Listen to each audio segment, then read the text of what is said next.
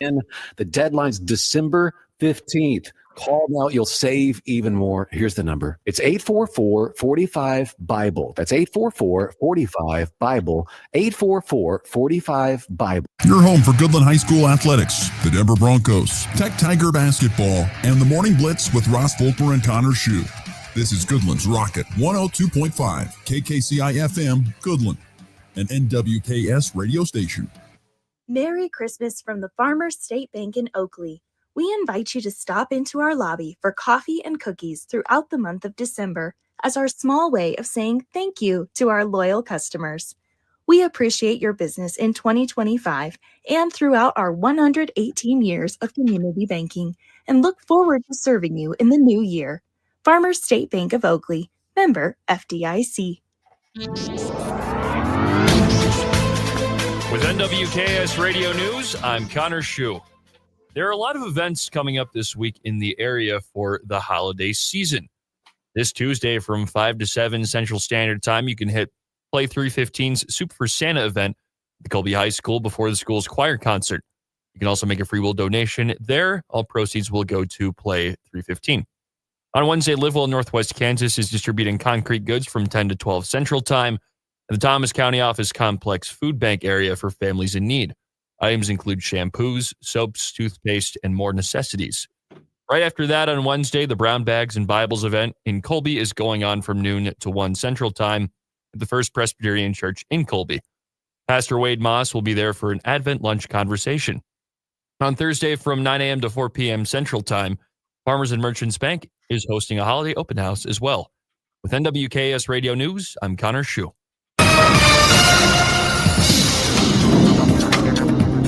The next couple of days, downsloping westerly winds will drive temperatures to well above average. Highs will be in the upper 50s today and the mid-60s tomorrow. Lows will be in the upper 20s and low 30s. Skies will be partly cloudy to mostly sunny. Breezy west-northwest winds at 10 to 20, gusting to 25 miles per hour today. And then tomorrow will be windy with gusts 35 to 40 miles per hour. Wednesday, a Clipper system will pass in the north. Temperatures will slightly cool, but still above normal. Highs in the upper 40s to low 50s with no precipitation expected. Thursday and Friday, a second Clipper system tracks to the north, bringing dramatic temperature swing, but it'll keep moisture away. Thursday, highs in the 50s, westerly winds increasing. Friday, winds turn to the north, highs dropping significantly into the 20s and 30s, and lows dipping into the teens and low 20s. The weekend and Monday will be seasonal and stable. Highs rebounding in the mid-40s to low 50s. This meteorologist Chris Schromick, the NWKS Radio Weather Center. If you're shopping for a banking institution, visit with Equity Bank of Hoxie, Grinnell, and Quinter, Kansas. The Equity Bank is heavily invested in local business and activities contributing in many ways back to their community. Their employees are involved with many organizations and area events. Plus, a lot of experience comes with that staff. You'll find valuable local assistance when you bank at the Equity Bank of Hoxie, Grinnell, Quinter, and other locations in Western Kansas. The Equity Bank, member FDIC. Looking for insurance that actually puts you first? At the insurance agency in downtown Goodland, we're independent, which means we work for you. Whether it's auto, home, crop, or business, we shop top carriers to get you the best coverage at the best price. No pushy sales, just honest advice from people who live right here in your community. Give us a call today at 785-899-5011 or stop by 1020 Main in Goodland and let's get you covered. The insurance agency. Insurance the way it should be. This holiday season, jolly old St. Nick and his helpful elves at Hoover Lumber Ace Hardware are stocked up and ready to make Christmas merry and bright. From festive decor and handy tools to gift cards and great stocking stuffers, they've got something for everyone. Go bigger with Traeger or Weber grills or even Blackstone griddles, Yeti coolers, or powerful Ego snowblowers that make winter easy. Make holiday shopping simple. Shop local at Hoover Lumber Ace Hardware in Goodland and Colby. Fall is here, and so are big savings at Hurl Chevrolet GMC in Goodland, Kansas. Get a 2026 GMC Sierra 1500 Elevation up to $7,000 off with eligible GMC loyalty. Check out the 26 GMC Arcadia 1.9% APR for well-qualified buyers. On the Chevy side, the 2026 Equinox is 0% APR, and the 26 Colorado Trail Boss gets $500 customer cash or 3.9% APR for well-qualified buyers. Harvest the savings this fall at Hurl Chevrolet GMC in Goodland, Kansas. Online at hurlchev.com. When you gotta go, but there's nowhere to go, who you gonna call? Topside Portables and Pumping, that's who. Weddings, job sites, farm parties, they've got clean, reliable porta potties that don't stink, literally. And if your septic tank smells worse than last year's chili cook-off, they'll pump it out fast. No mess, no fuss. Family owned, Heartland values, always ready. Call 785-728-8089. That's 728-8089. Topside portables and pumping. When duty calls, they answer. Are pests making your home or business uncomfortable? Call Pest Away in Goodland, Kansas, serving all of Northwest Kansas. They provide top-notch pest control services to keep your space safe and pest-free. From ants to rodents, termites to spiders, our expert team is here to help with effective, safe, and affordable pest control solutions. Don't wait. Call Pest Away today at 785-728-7166 for fast, reliable service. Your home or business deserves the best protection. Ready? 1, 2, 3, 4! It's time for the Morning Blitz with Ross Volkmer. If you want to win in football, it all starts up front. Mass kicks ass. And Connor Schuh. He's the new guy. The High Plains only local sports talk show. Broadcasting live on Goodland's Rocket 102.5 and video streaming on YouTube, Facebook, and X. They're basically idiots. Covering it all from the preps. Up ahead to Blair Lennon. Lennon, the crossover, back to Cure. Hello, boom! A two-handed tomahawk flush. To the pros. Shotgun snap to Nix. Protection is good. Bold loads it up. He's got it. A receiver there. Franklin makes the catch in the end zone. Touchdown, Denver. The Blitz is presented by Pearl Chevrolet GMC, Hoover Lumber Ace Hardware, and F&B Bank. Along with Equity Bank of Hoxie, Quinter, and Grinnell, the Insurance Agency, Pest Away LLC, Topside Portables and Pumping, and the Farmer State Bank in Oakley. Let's go to work. In transition, up ahead to Williams. Williams picks up the basketball, double team, leaves it back to Mole. Right wing three. Oh, it's good. Braylon Mole, 2 for 2 from Tripletown. Udunga, 17 feet for the bucket, dribbles in, turns, picks up the dribble, and finds Council with 8 to shoot. Here we go. Melvin, a lob, Flory, big-time jammer. Traeger, 3-ball on the way, got it! Bang! Orango! Kelsey comes in motion. They give it off. Kareem Hunt trying to keep his feet alive, driving near the goal line. Touchdown! Kansas City! Kareem Hunt with power and drive would not be denied. Driving kick, Mims on a gallop from the 48. Marvin in trouble, steps out of a tackle, and here we go. Marvin's loose, points to a Raider down the sideline. 20, 15, 10, 5, touchdown!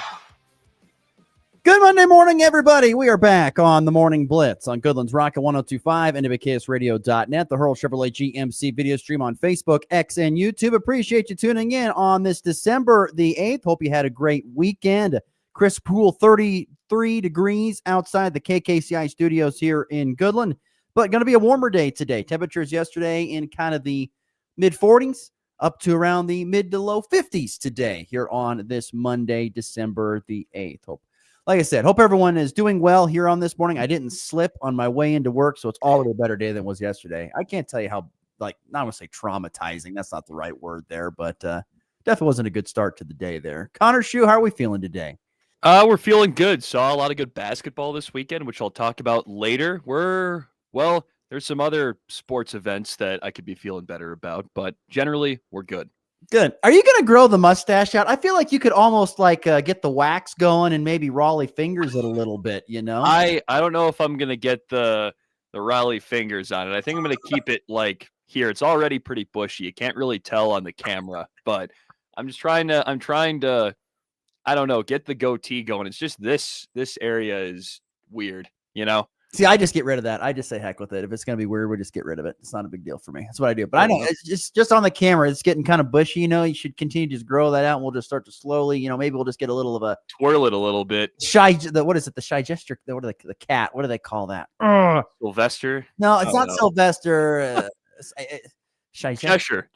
Yeah, Cheshire cat. There we go. Something like that. I can kind of twirl it. See?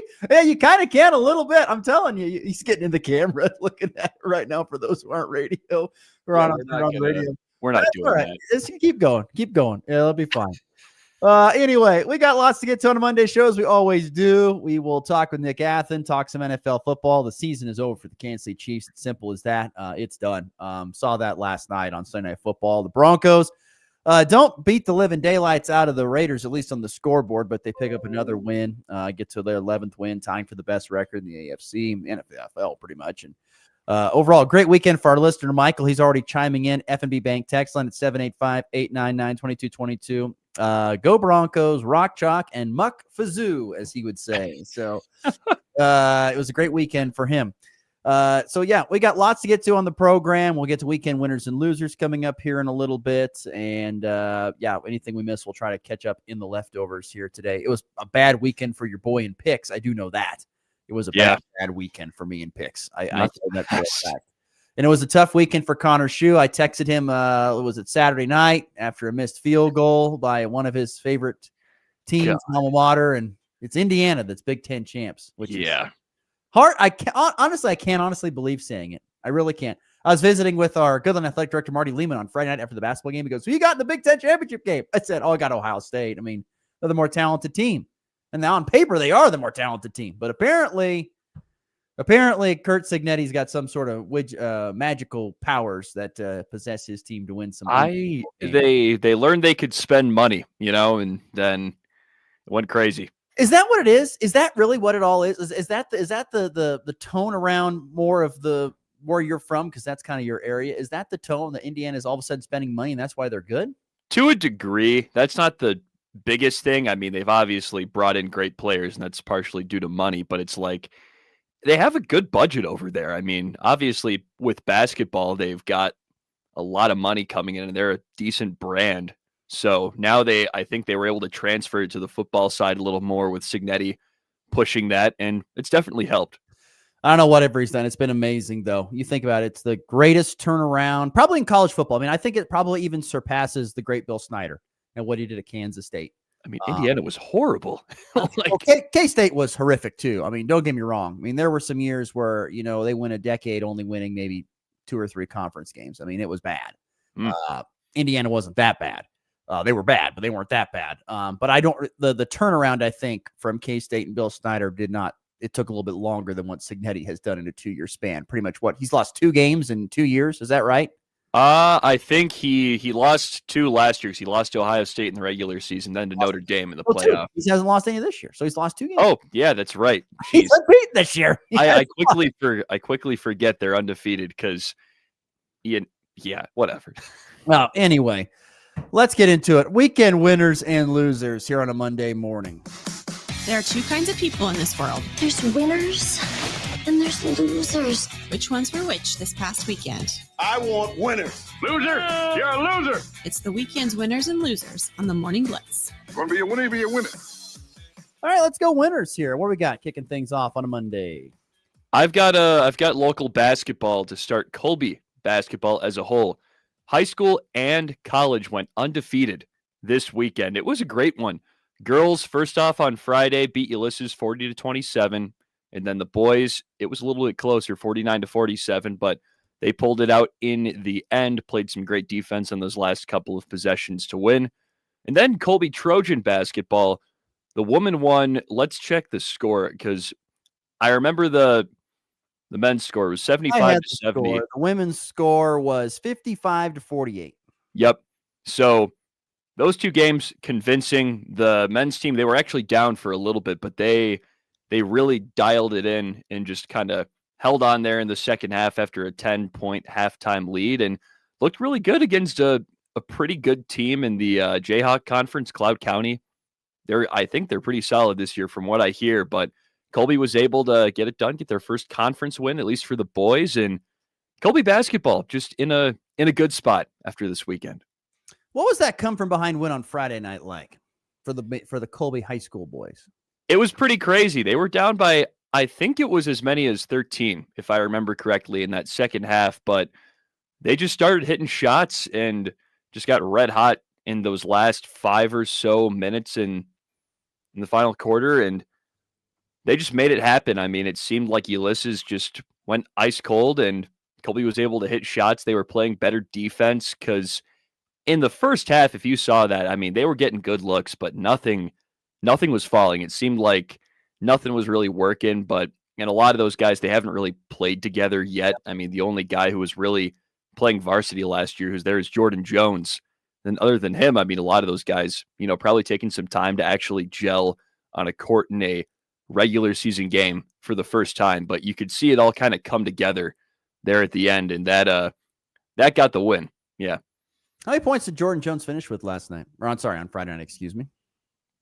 I think he had somewhere, I don't know exactly, I don't have the stats yet, but it was in the neighborhood of 15. I'm still learning how to keep stats by myself too.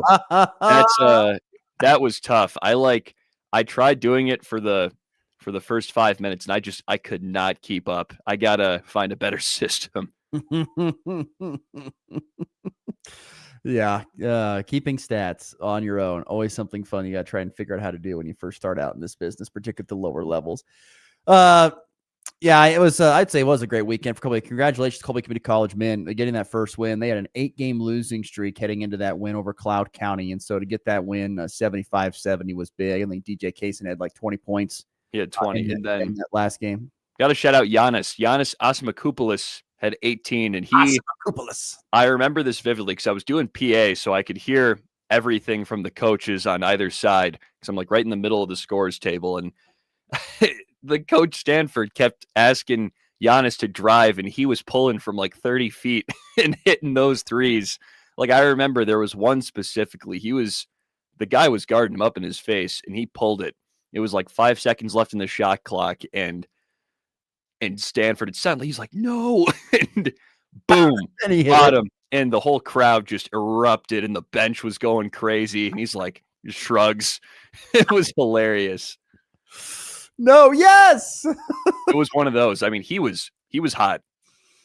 That's good. That was a good performance there. Yeah, a good weekend for Colby basketball. I want to piggyback and just give a quick shout out to one of my winners here, Goodland Cowboy basketball. The Cowgirls won convincingly on Friday night, 48-19 over Cimarron. I think that was expected.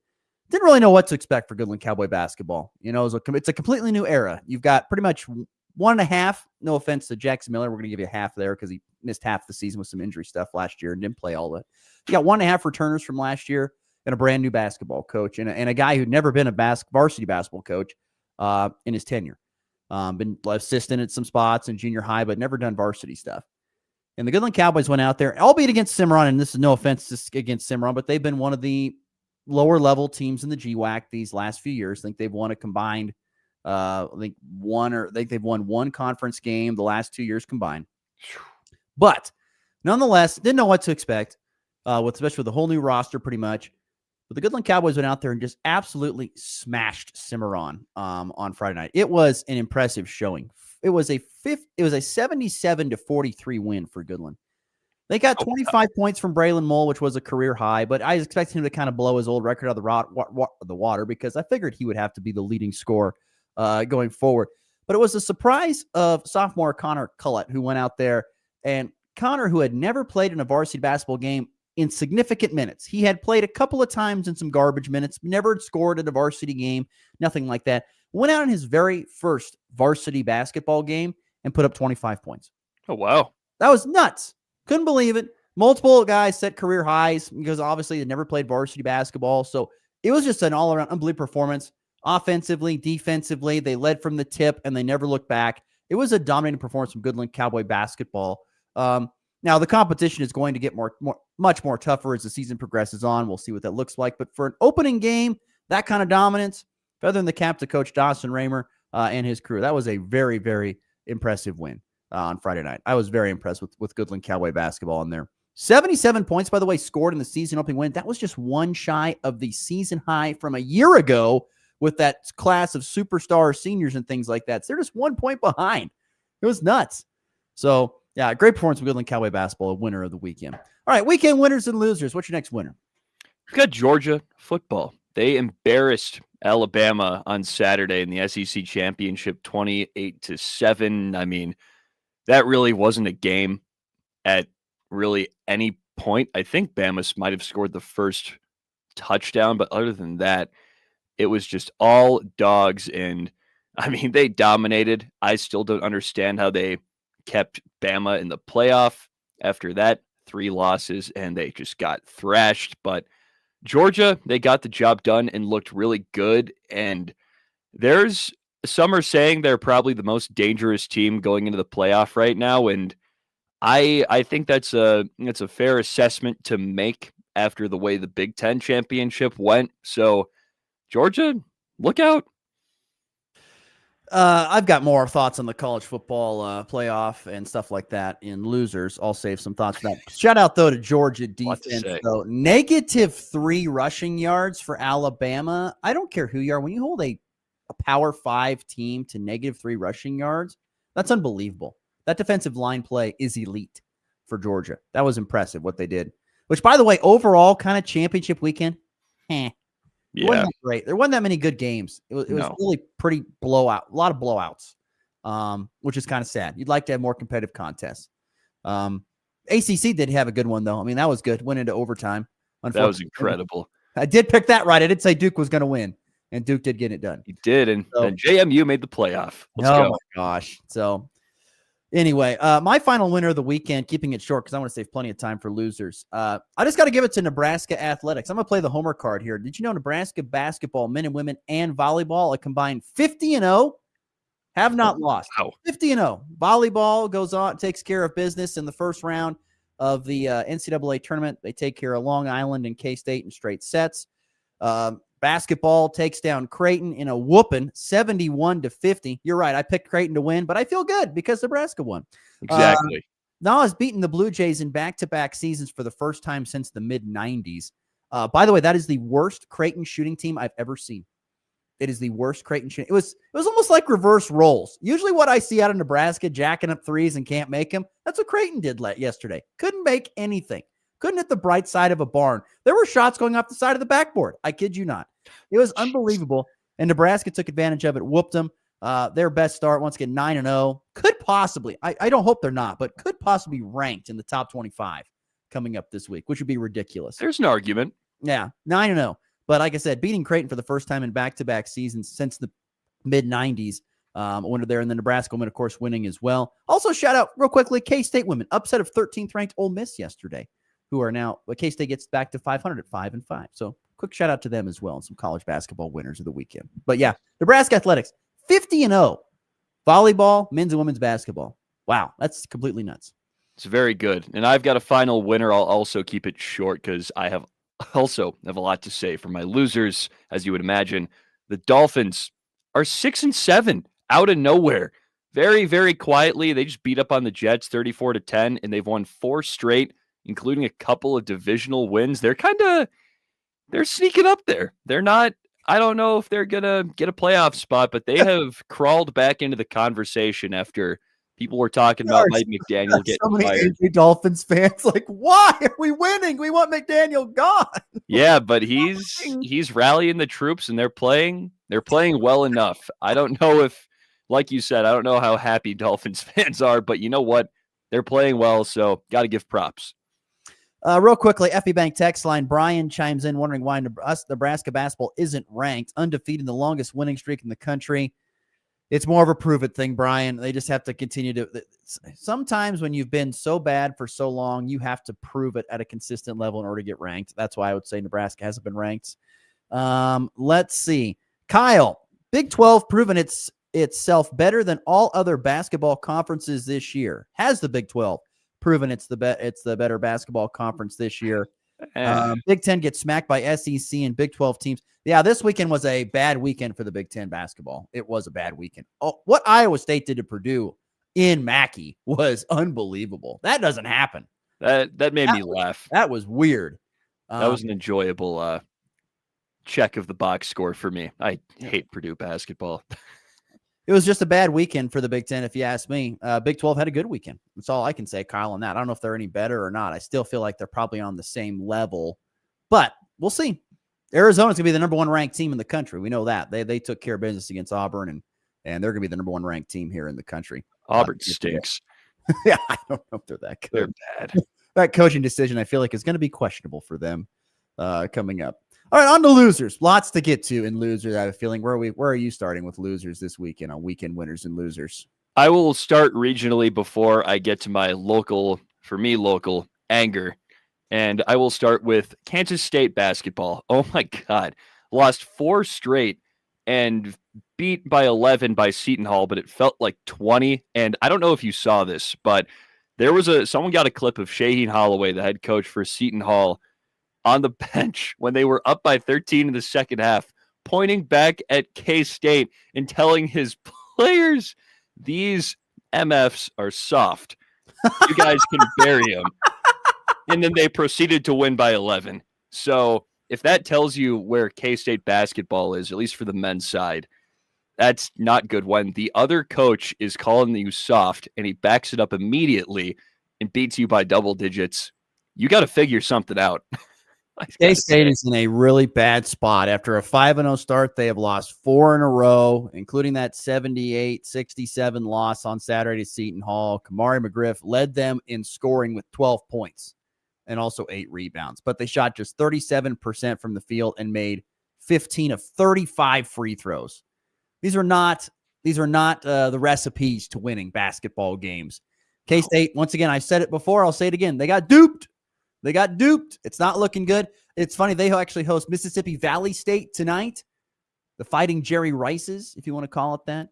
But no, Mississippi Valley State tonight, 7 o'clock Central Time, 100 points to the ride. You know what's funny is I saw on social media someone placed a bet against Kansas State to not cover the 31.5.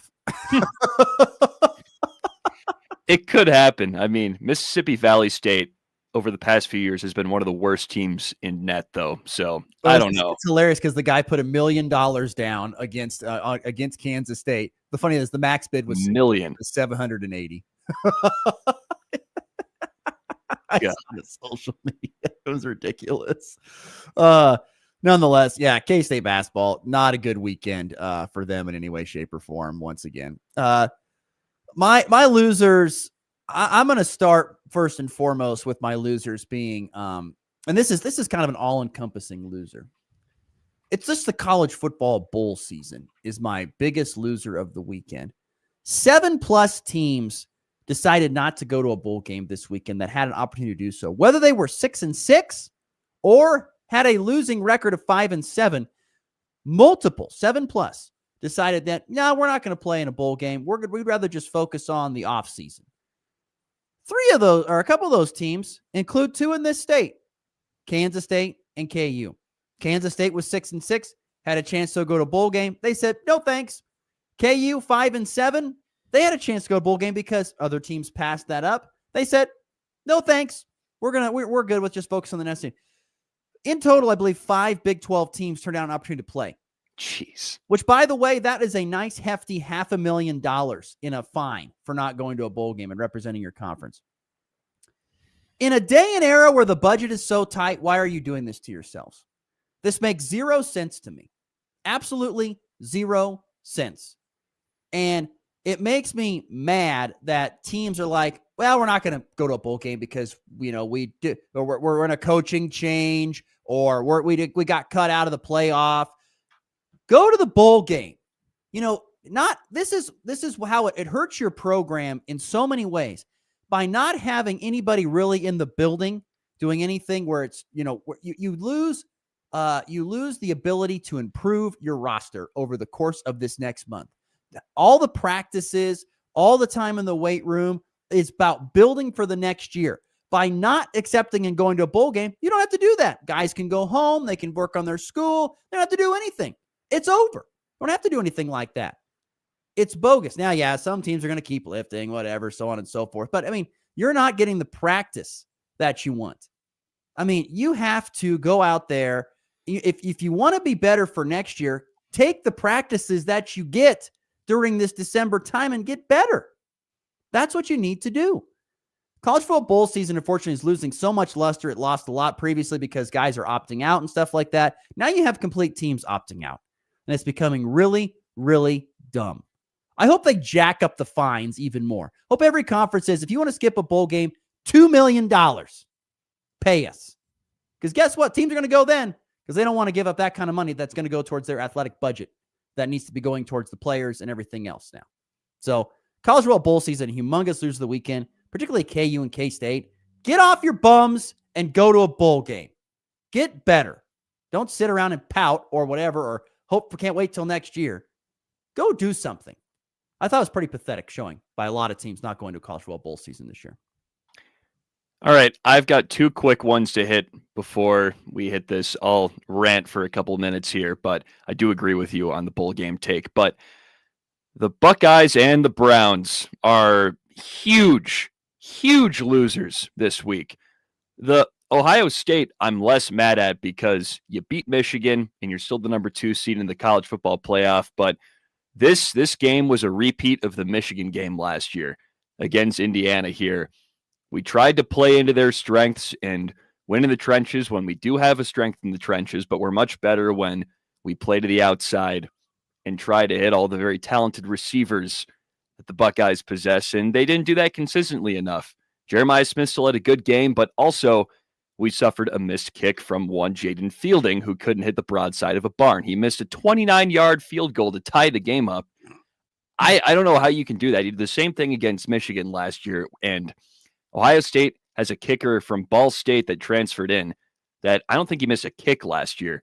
We haven't even thought to trot him out yet. So that's bad. And then on the Browns side, they lose 31-29 to the Titans.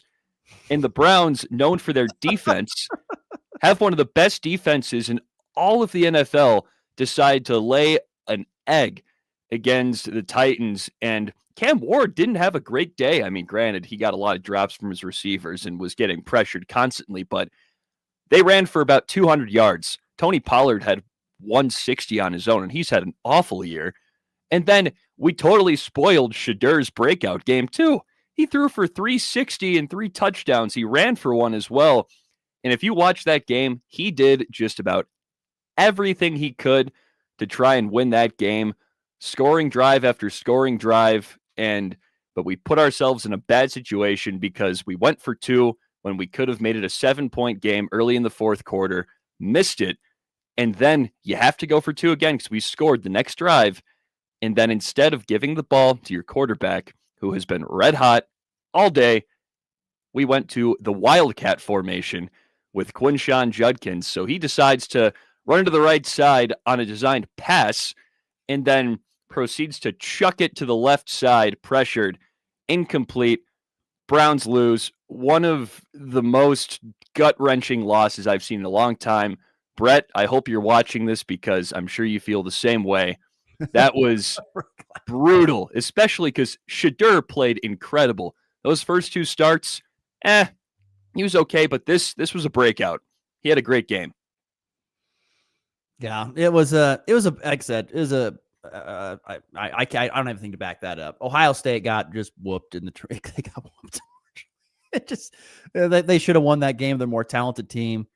Yes. It did not happen. But we got to get to a break, but I'm gonna lump in Notre Dame, a loser of the weekend. Once again, they did not make in the college football playoff. They should have. Don't tell me they're not one of the top 10 best teams in the country. Once again, the SEC gets their way and gets Alabama in there after that pitiful showing in the SEC championship game, and that was wrong. Notre Dame got hosed, but Notre Dame put their tail between their legs, said we're not going to the bowl game because we're mad, and I don't like it. I don't like it at all. Man up, go whoop somebody's butt in a bowl game, and then prove, well, hey, look, we just whooped the living you-know-what out. I'm telling you, skipping bowls is not good. It is not good for your program. It never helps. It's not going to help. Don't care who you are. K-State, KU, telling you right now, this does not help your program. If you get a chance to go. Better your young players. Get them ready. They have a chance. You can play a lot of guys and not use up any eligibility now. You can play a freshman in an entire bowl game, start him, and then guess what? The following next season, he's still a freshman. It doesn't count towards your eligibility. It's ridiculously dumb. But yeah, Notre Dame are the loser of the weekend because they should have been in the college football playoff, and they didn't. They have the biggest gripe of anybody out of the CFP by a long ways. I know Texas and BYU and Vanderbilt. No, Notre Dame has the biggest gripe of anybody. Yeah, this whole ordeal for the college football playoff. Okay, we're going to get to a break. Nick Athen is waiting very patiently. We'll get to him next. You're listening to the Morning Blitz on a Monday. From drive-through banking to mobile deposit, we make it easy to get things done on your schedule. Banking should fit your life, not the other way around. This is Jessica Von Lintel at F&B Bank. Banking made simple.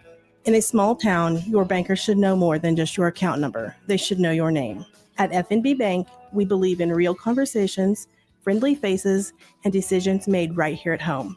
I'm Paige Sneathen, Vice President at FNB Bank, and we're proud to serve your family like our own. Member FDIC. Looking for insurance that actually puts you first? At the insurance agency in downtown Goodland, we're independent, which means we work for you. Whether it's auto, home, crop, or business, we shop top carriers to get you the best coverage at the best price. No pushy sales, just honest advice from people who live right here in your community. Give us a call today at 785-899-5011 or stop by 1020 Main in Goodland and let's get you covered. The Insurance Agency. Insurance the way it should be. It's time for a check of the markets with the Anderson Trade Group on the Kansas Farm and Ranch Radio Network.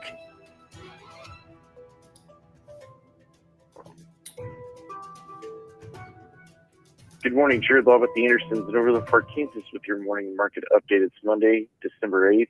March corn is up 1 3/4 at 446.5. May up 1 1/4 at 453.5. July up a penny at 458 3/4. Diesel up 0.5 cent at 464 3/4. Soybeans on the Jan up 3/4 cent at 11.06. March up 3/4 at 11.16 3/4. May up 1 1/4 11.26 1/4. KC wheat on the March up down 1 3/4 at 529.5. May down 1 1/4 at 541.5. July down 1 1/4 at 554. Chicago wheat on the March is up 2.5 at 538 1/4. Feeder cattle last week finished 339.05. Live cattle 227.15. Lean hogs 81.65. Crude oil futures down 75 cents a barrel at 59.33. Gold futures down 10.40 an ounce at 4,202.50. Silver down 8 cents at 58.34. U.S. dollar index either side of unchanged at 98.96. Dow futures up 54 at 48,057. S&P futures are up 10 at 6,889. Need to move any cash, grain, or want to talk about risk management, you can reach out to myself, Jared Law, Tom Suter, or Tyler Ghosh, 913-748-3000. If you're out in Colorado, you can reach out to John Hankey or John Stiles at 970-744-4484. The Anderson Trade Group, proud market partners with Kansas Farm and Ranch Radio. Find out more at andersongrain.com. The risk of loss through trading futures and or options is substantial, and each investor or trader must consider whether this is a suitable investment. Past performance, whether actual or indicated, is not indicative of future results. The Anderson Trade Group has no guarantee that the advice given will result in profitable trades. LivestockMarket.com offers all the tools you need for a successful production sale. The easy-to-use online platform makes it super easy to take bids from anywhere in the world. Buyers can place pre-bids and real-time bids, browse your sales catalog, and watch your sale broadcast live. LivestockMarket.com is also the ideal platform for private treaty sales and timed online-only auctions. There's no easier way to find buyers for cattle, horses, sheep, and hay. Sell on your terms today with LivestockMarket.com. Kansas Corn reminds you that E15 fuel is the right choice for every kind of driver. For the car enthusiast, E15 has higher octane. For the thrifty driver, E15 is priced lower than regular unleaded. For the nature lover, E15 provides cleaner air. For the shopper who buys local, E15 has more ethanol from our Kansas corn farms. Choose E15 for a higher octane, lower price, and cleaner American fuel. This message from the Kansas Corn Commission. Learn more at kscorn.com. Miss the weekend action? Yes, you caught me. No worries. We've got all the highlights and lowlights covered. Hey, okay, well, catch me up. This is the Morning Blitz with Russ Volkmer.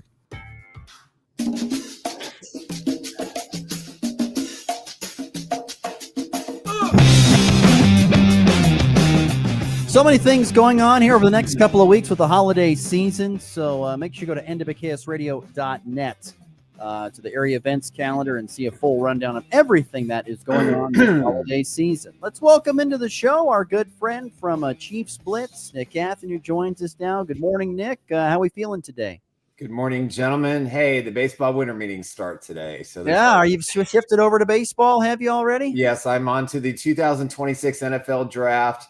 The baseball trade window, and my Kansas Jayhawks basketball team. That's my focus going forward. Yeah, how about those Jayhawks with the win over Mizzou? I mean, that was convincing. But Darren Peterson was back. I mean, that's the difference. Yeah, I mean, if Darren plays, they got a chance to win, virtually every game. And I applaud Self for limiting his minutes and They had a nice run. They had a nice game. It was good to go out there and blow out your rival, especially after last year when they gave up a big lead. And I love the fact that KU and MU are playing. They should play basketball and football every single year. I think it's a must. They got to figure out how to do it. I know football is a lot more complicated. They have to buy out some games and some contracts, but totally worth it to have KU and MU play again as they should. And who knows, maybe they'll be in the same conference someday. Yeah, who knows? Could be. What are your thoughts on Kansas football skipping out on a bowl? They had an opportunity to go. Where do you stand on this? I think the problem was, you're in the transfer portal. You got guys. I mean, they lost a big The portal doesn't open till January 2nd. The portal is not open, Nick. I think that you've got a coaching staff that is in flux. They're going to announce some changes here pretty soon, I believe. I did tell you there'd be a Big 12 coach that would no longer be coaching a few weeks ago. I was correct in Kansas State. But I think for Lance Leipold, the $500,000 cost is nothing compared to the cost to travel. The payout isn't all that great in that game. And I think they have so much rebuilding and so much inner workings that are in process that I think it would have complicated things. It would have pushed further. And if there's some coaches out there that they really want to try to hire, get a jump on it now and don't play in a bowl game. I get why they did it. I personally, if you're not at least a 500 team, you don't deserve to go to a bowl game, period. I got to draw the line somewhere. I can get behind that. I can get behind that observation. But the thing that I don't know, I struggle with all these teams turning away bowl opportunities because there's chances for your younger roster to get better. Yep. But and not have it counting against your eligibility as well either for guys that are redshirt freshmen and things like that or whatever. They have a chance to get into a game and play and not count. But a lot of teams don't see it that way. No, they don't. And it's sad. Notre Dame, I agree with your take earlier. They definitely should have played. There's no excuse. Oh, there's no doubt. But Alabama's in there. That's, like you said, that's just absolutely insane. That's all about money. It's still a flawed playoff system. It's going to remain a flawed playoff system until they fix it, and I'm not sure how they can. Well, I heard rumors this morning in the Dan Patrick Show is 16 teams will be happening next year now. Yeah, that makes it a little bit more plausible, and you don't give a team a bye week, you make them earn it. I think the NFL should do the same thing. I think it should be 8, no bye week, just get 3 playoff wins to get into the Super Bowl. That's coming when they move to an 18-game schedule. Nick Athen, our guest from ChiefsBlitz.com. I don't want to spend a lot of time on the Chiefs because the season is over. Pretty much. Is it just amazing? It was amazing to watch that game last night and to see Mahomes trying desperately to make plays, running, throwing, and nobody reciprocating on the receiving end. No receivers making plays when they had to. It was nuts to see. I feel like everyone has given up on this season in Kansas City except for maybe Patrick Mahomes. That's what it felt like to me watching that game last night. I think there's 2 guys that haven't given a 3. I'm going to include Travis Kelce in that because I think he's played well. He didn't have a good game. He had 2 massive drops. I know. But he's had a good, he cares. Chris Jones was a beast in the second half. He did everything he could. He was, yes. And Patrick Mahomes. That's the core. And they're going to lose. I think this game tells me that Travis is probably going to retire. I thought he'd come back, but I just don't think that's going to happen. Now, Patrick Mahomes and Chris Jones have massive contracts that have to be restructured. And I don't do that without control and have some say in what's going forward. But I think with the receivers, hey, listen, we overvalued them. Hollywood Brown's been inconsistent at best. Rashee Rice really has disappeared in clutch times in the last 2 to 3 games. Xavier Worthy is too hurt. Ankle, knee, shoulder, he can't play the grind that he did last year. And you're right. Nobody helped him. Brashard Smith, their fastest running back, still sits on the damn bench. They went out and got Dameon Pierce, who's got to be pissed because now he's not even going to get a chance to go to the playoffs. And that's why he came to Kansas City and they didn't activate him yesterday. So I think Patrick Mahomes can only do so much, and we've discovered that since the Super Bowl loss to the Eagles. This has been a very predictable, very linear reality for Chiefs fans. Listen, I'm a 50-year guy. That's my gap between Super Bowls. Just had my 45th high school reunion over the weekend. So it's like, hey! I know, congrats, I made it. I get the angst by the fan base right now, and they should. The Chiefs got stale. They were fortunate that Patrick Mahomes was as brilliant as he was to win Super Bowl 57 and 58, along with 54. That's 3 Super Bowl wins. That's 2 more than the one I experienced when I was 10 years old. So I think everybody has to take a deep breath. Changes are afoot. They have to be. Because the biggest thing that no one's going to talk about today, the big elephant in the room, is this. The Chiefs are trying to get a new dumb stadium, either in Missouri or Kansas. Not making the playoffs doesn't help the cause. All the question marks that you have on this football team. Do they need to fire Andy Reid? There's going to be a lot of talk about that over the next couple of weeks. He's 67. He's going to be 68 next year. Is he going to change his stripes?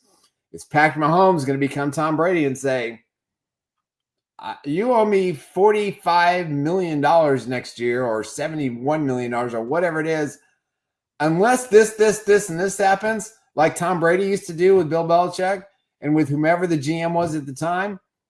I'm not going to give you a team-friendly deal. The Chiefs are at a crossroads for that. So, new stadium, guys with big contracts, probably some retirement, some trades are going to happen. Coaching staff needs to be overhauled, completely overhauled from top to bottom. Most of them need to go. And I think that you're going to find, if Andy Reid can do another rebuild, if he's interested in doing another rebuild, but the power in all this is going to come to one person, that's Clark Hunt. What do I value my chances to get the dome stadium I want and to keep the momentum up versus staying loyal to a guy that I'm going to have to pay $20 million a year to through 2029? That's three more seasons. And I don't know if it's worth it. So this franchise is at a real crossroads for the first time. They've been fortunate and lucky because Mahomes has been special. He's carried this team, but you can't put that much pressure on Patrick Mahomes anymore. And that was evident last night. And nobody on that offense helped it, except for one guy, Asa Polle. I've been touting this guy since training camp. He's going to be your future left tackle or right tackle, depending on how Simmons comes back from injury. The tackle position is going to be great. The interior of the offensive line is going to be great. Patrick Mahomes will have a great season in 2026, but he better take control, and Clark Hunt better listen to his quarterback.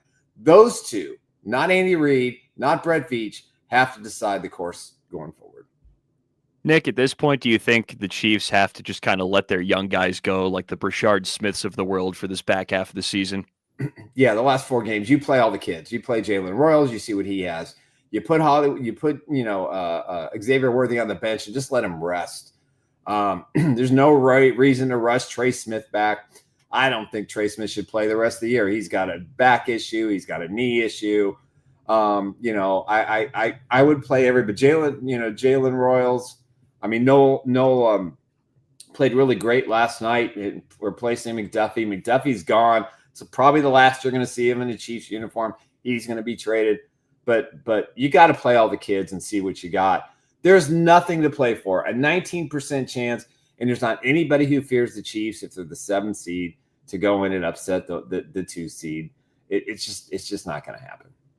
Nick Athen, our guest from Chiefs Blitz. Looking at the entire league, what is the storyline, or maybe the team or teams that we are not talking enough about as we get closer and closer to the playoffs getting going? I mean, I think in the AFC, the Broncos and the Patriots, I think that's going to be a really good AFC championship game if that's how it shakes out. Listen, the Broncos have a lot of flaws offensively. They have a Alex Smith at the quarterback position, which has proven can win in the postseason. But the Patriots, to me, are the biggest surprise. I thought Mike Vrabel would come in and change the culture. I didn't think he would dominate. They're beating bad teams and good teams in the same manner. They're a team to be reckoned with going forward, assuming, May continues the evolution of being, a consistent quarterback. The proof will be next year when they play a number 1 schedule. So I think that's been the biggest surprise. The Rams have been a surprise to me how dominant they have been offensively. They're completely back in every way. I think that's been the biggest surprise. And I think if you look at this season overall, and if you look at it objectively, it's not a bad thing that the bad teams are now good teams and the good teams are now bad teams. This is the ebb and flow. Again, I've been around a long time. I've seen everything you could possibly see in the NFL when it comes to teams and the ebb and flow of how the season goes and how the dynasties come and go. So I'm excited to see what the Patriots and the Broncos could do, because I think they're the two best teams in the AFC and the NFC. I don't know who's going to beat the Rams if they're playing like this. What would be, before we let you go, what would be kind of one of the lower seeded teams that you think could really make a big time run and push their way past the favorites, like the Broncos, the Patriots, the Rams? It doesn't matter. What is a lower seeded team that you think has proven enough at this point in time that could really kind of storm and take it at the end? All right, I'm going to show my sentimental side here. Okay. For the remainder of the year and into the postseason, I'm going to be rooting for the Buffalo Bills. Wow. And I'll tell you why. I've suffered as a member of the fan base. They've been to 4 Super Bowls. They lost them all miserably. This is not the best Buffalo Bills team, but Josh Allen is playing at a level that we only hoped that Patrick Mahomes would play in the second half of games. He even though they've been inconsistent, win here, lose there. I think the Bills are probably, because of Josh Allen just going nuclear, has the ability to torment any defense. Now, their defense sucks. Let's just be honest with it. They've got a lot of injuries. They should get those guys back. They're definitely going to make the playoffs. But I'm all in. I'm all in for the Buffalo Bills. For that fan base alone, for Bills Mafia, I would like to see them celebrate getting to a Super Bowl. And I think that would be fitting. That'd be fitting for Josh Allen, because I think the Patriots are going to dominate that division going forward, and the Bills are going to be a perennial wild card team going forward. Nick Athen, ChiefsBlitz.com. Nick, always appreciate it, my friend. Enjoy those winter meetings. I'm going to enjoy those winter meetings. We'll be back next week, and we'll talk 2026 NFL draft. Thanks, buddy. Have a good one. See ya. All right, guys. Great stuff there from Nick Athen, ChiefsBlitz.com. We'll take our final break, come back, and wrap the show with some leftovers next here on the Blitz. When you need strength that lasts, count on Slosher Concrete. From driveways and sidewalks to farm, commercial, and highway projects, they're your local concrete pros serving Goodland, Burlington, and the tri-state area. Slosher Concrete, building the foundation of our communities. Looking for your dream property? Hayden Outdoors Real Estate specializes in premium ranches, farms, and recreational land across the U.S., whether you're buying or selling. Their expert team is here to guide you every step of the way. Visit HaydenOutdoors.com today to explore their listings and find your perfect property. Saturday night, June 27th, 2026. An incredible evening at the Colby Event Center. NWKS Radio presents Colin Ray in concert. Colin Ray's biggest country hits.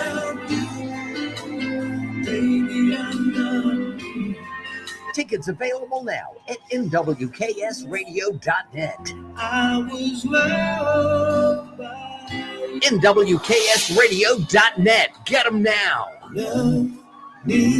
Colin Ray in concert.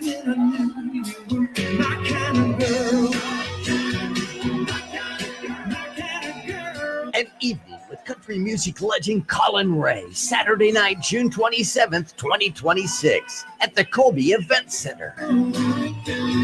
Presented by NWKS Radio. To get Santa through the snow, it's an Otter angle dozer blade made and shipped all over the country from Otter Incorporated, Clayton, Kansas, where owners Frank and since it's his brother Greg say thank you. You have it made with an Otter blade. OtterDozer.com. Want to be part of the Morning Blitz? Sometime I'll give you a piece of my mind, like right now. Send your thoughts to the F&B Bank text line at 785-899-2222. Just a couple minutes left to go here on the program. Getting some leftovers taken care of here. Mentioned it a little bit in the show, but Broncos beat the Vegas Raiders 24-17. Bo Nix, 31 of 38, pretty good completion for 212. Not a lot of yards, no touchdowns, but no picks. He did have a rushing score, ran 3 times for 15 yards. RJ Harvey also had a Broncos ran for 152 yards on 31 carries. I mean, that's a good performance there from Denver on the ground, even though there was no like just ridiculous, performance individually, I want to say, on that part. I mean, even the fullback, Adam Prentice, had a long rumble for 18 yards in that game I saw. So I don't know. It was a great win for them. We pretty much touched, I think, on everything else. We didn't hit on Fort Hays Tech Northwest basketball. We talked about Colby Community College. Fort Hays Tech Northwest lost both their games Saturday in Seward.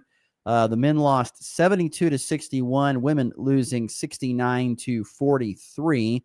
And they are back in action tomorrow here at home in Goodland against Barton.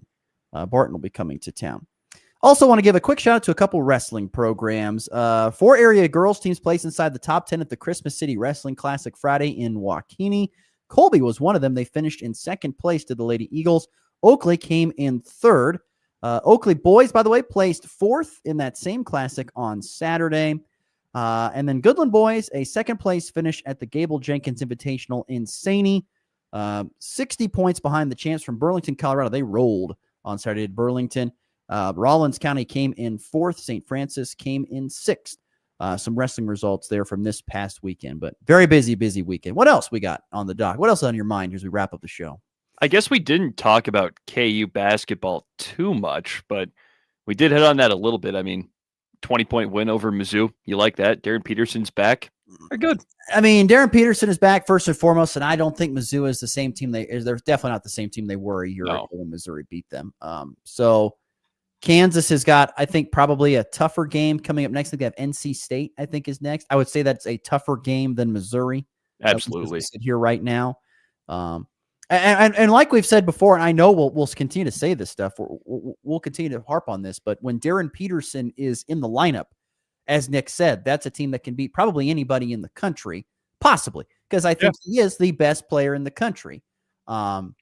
He's really, really good. And so if he's out there and he's healthy and he can perform to the level that he is capable of performing to, Kansas has the pieces around it. That is how that team is built. They are built to have Darren Peterson be the star and everyone else play a role around him. And when the star's not there and role players need to become star players, that's when Kansas has issues. And so that's why I think that's obviously why you see Bill Self treating Darren Peterson like kid gloves, because he knows if Darren Peterson goes out for a significant amount of time or misses the rest of the season in some sort of capacity, it's over. They're in trouble. He knows that they're in trouble. Simple as that. And don't forget, of course, K-State basketball on the docket tonight. Once again, 100.3 right. You can listen to K-State basketball against Mississippi Valley State, 7:00 Central Time. We'll see if they can get it done against the Delta Devils. Delta Devils. Love great nicknames. All right, let's get out of here with the walk-off.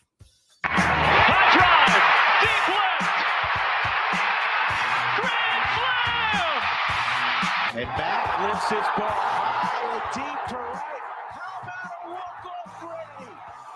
Thomas to the 10. Denver's going on to New England. They win it on the first play of overtime. Mahomes swings it. It's there. Hardman. Jackpot. Kansas City. Really, you could look at Kansas City Chiefs' season ending on a 4th down from their own 30. I think that's what it was. Yeah. That's pretty much where the season ended. You can almost guarantee that with the Kansas City Chiefs. When I look back at it, and Andy Reid owns the 4th down flop, as he called it. But yeah, that was where the season was. Did you watch that live? Because I saw that. I could not believe that Kelsey didn't. Tie ball game. And yeah, I mean, it was amazing how many drops were happening by guys. It was nuts. Yeah. It's I sat there, I was watching, I was like, this is the end. Yeah. I was just like, this is the end. That was the game. Run, right there. But yeah, I don't know. I'm still floored the fact that Notre Dame did not make it into the college football playoff. You lose to 2 of those playoff teams that are in by a combined 4 points, and you didn't make it in there. I'm just absolutely floored. How much do you think the Notre Dame not being in a conference hurt them? It definitely does, because then you look at look at the teams they beat. I mean, I'm going to look again real quick, but I don't think they really beat anybody better than like Pitt. So I think they beat USC and Pitt. Those were their 2 ranked wins. So I think Notre Dame, argument for being in over Bama. I don't think Bama should have been in, but Notre Dame didn't really beat anybody. So bring back the computers. Everyone was like, oh, we get rid of the BCS because it's computers, and the humans are going to make better decisions than the computers can. Well, it's all like bring back the computers. It's all like SEC ADs that get to make the decisions. That's the thing. That's the problem. So one guy calls the SEC a Ponzi scheme, and I can totally see how that is true. And I could go on a rant. Maybe I will. Maybe we will tomorrow on a Tuesday on how you can prevent this Ponzi scheme from happening. We could go for like 2 hours about that. Certainly could. But we have to get out of here. Our show is over. We're back again tomorrow on a Tuesday. Hope you join us then. It's been the Blitz. Have a good one. Classic rock plays here.